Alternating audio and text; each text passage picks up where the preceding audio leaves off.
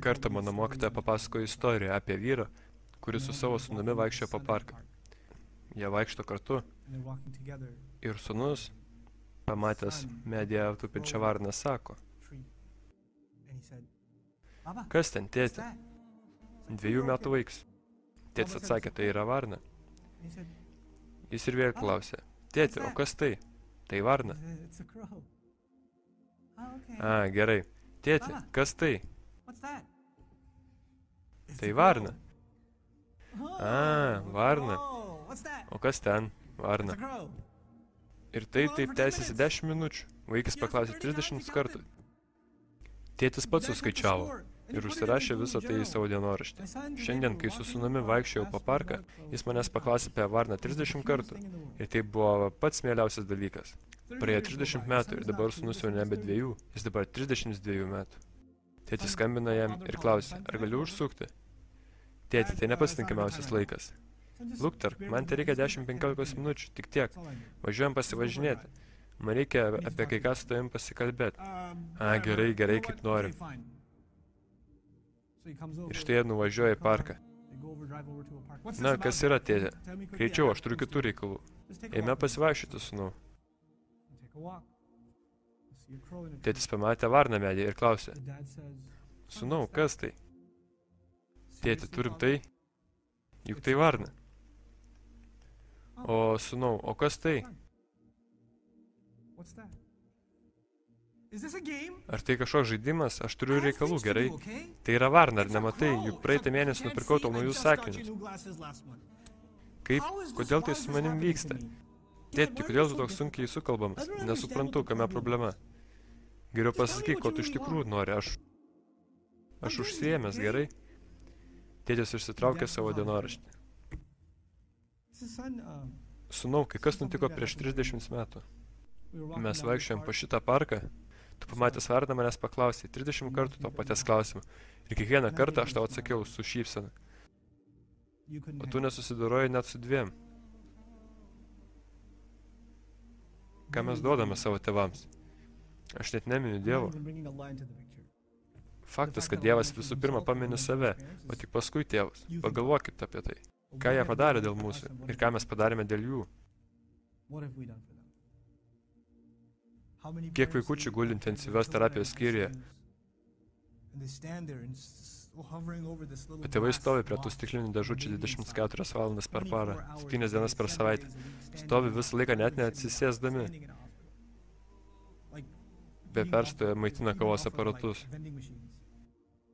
Ir kai tos grūdelis užaugo, neturi laiko net paskambinti. Tas pats vaikis. Kiek mamų mirė gimdydamas? O dabar taip sunku atsakyti jos kvietimą. Arba skirti jai kelias savo minutės, kad ji pasijustų bent kažkiek reikalinga, svarbi. Ar supranti, kaip tai nesąžinga jų atžvilgiu? Tu buvai jiems pats svarbiausias dalykas, o jie tau nieko nebereiškia? Tai yra taip nesąžininga, skaudu.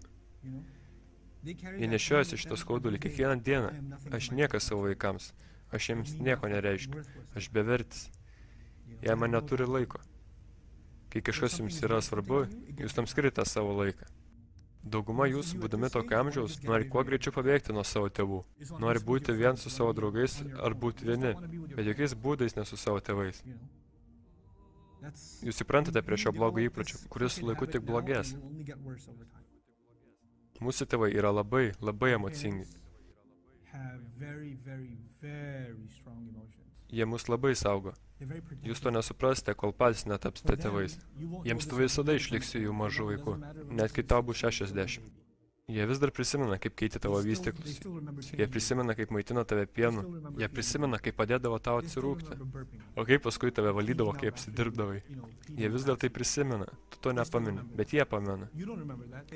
Mano sūnus to neprisimins. Aš noriu Pepe, aš noriu Pepe. Ir staiga jis jau nebenori. Laikas atidaryti langus.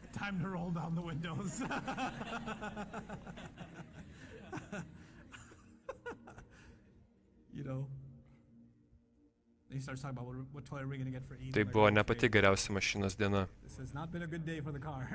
Bet kai jis vieną dieną baigs universitetą, ves ir turės savo vaikų, jis to neprisimins. Ir spėkit, kas to neužmirš. Aš to niekada nepamiršiu. Nepamiršiu, kaip nešiau jį į tualetą, kad apvalyti pakeisti drabužėlius. Tėtuk, uždėk Spidermano naktinius. Jis to nei kiek neprisimins. Aš prisiminsiu. Ir tas pats vaikas vieną dieną prieš mane atsikalbinės, kai jis man sakys, tėti, aš tavęs tiesiog nesuprantu. Aš neturiu dabar tam laiko. O žmogau, tai bus labai skaudu. Labai skaudu.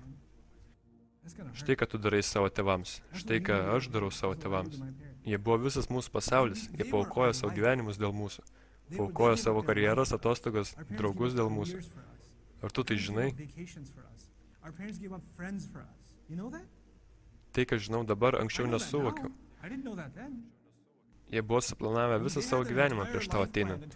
O tada tu tapai jų planu. Tapai jiems viskuo. Ir tu drįsti jos užgauti, įžeisti, kai vienas dalykas nevyksta pagal tavo planą. Ar kai kažko nenori girdėti.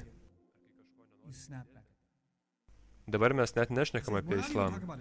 Mes kalbame apie padorumą, paprasčiausią padorumą. Ką jie tau padarė ir kaip tu jiems atsilygini. Kaip nesąžininga, labai nesąžininga. Mano tėtis nervina, mama šiokia, anokia. Jie visada pyksta, nelaimingi, jie tą, na. O kas tu esi? Aš jūs kartoju ir kartoju, kad jei tu nenusipelnysi savo tėvų tuo, nelauk nieko gero savo gyvenime. Nieko gero nenutiks tavo gyvenime, jei tavo tėvai bus nelaimingi. Jei nepadarei visko, kas tavo rankose, kad jie būtų laimingi. Jei visiškai nuoširdžiai, kartais ir tėvai gali būti nesąžiningi. Jie tik paprasti žmonės, jie taip pat gali būti nesąžiningi. Nebent tu esi ta priežastis, dėl kurios jie yra įskaudinti. Bet jei niekada nepadarei nieko, kas juos įskaudintų, tada tai tik tarp jų ir Dievo. Bet jei davai jiems priežastį, turi pats savęs paklausti. Tai yra labai negerai. Labai, labai negerai.